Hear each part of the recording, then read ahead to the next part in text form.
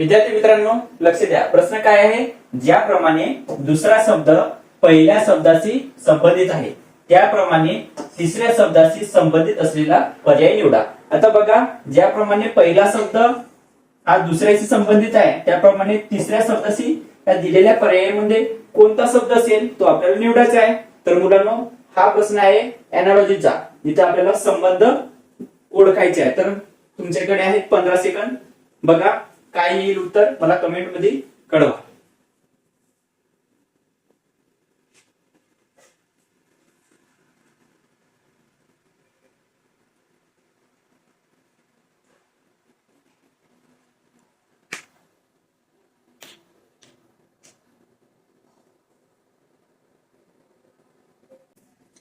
लक्ष द्या मुलांनो, बघा इथे बघितल्यानंतर काय दिसतो आपल्याला? तर बघा, हा जो अयोध्या आहे, अयोध्याचा संबंध रामाशी दर्शवला आहे. म्हणजे काय? तर इथं रामाचा जन्म अयोध्यामध्ये झालेला आहे. यावरून आपल्याला काय समजतो? रामाचा जन्म अयोध्यामध्ये झालेला आहे. तर मथुरामध्ये कोणाचा जन्म झालेला असेल? तर मथुरामध्ये श्रीकृष्णाचा जन्म झालेला असेल. जे श्रीकृष्णाचा जन्म कुठे झाला होता मुलांनो? मथुरामध्ये झालेला होता. म्हणून ऑप्शन नंबर काय येईल? 2 येईल. हे प्रश्न असे आहेत मुलांनो की तुम्हाला याबद्दल थोडं बहुत तरी माहिती असायला पाहिजे.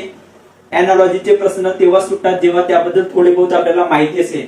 अभ्यास करावा लागेल थोडा बहुत, जेणेकरून आपले असे प्रश्न सॉल्व्ह होतील. धन्यवाद.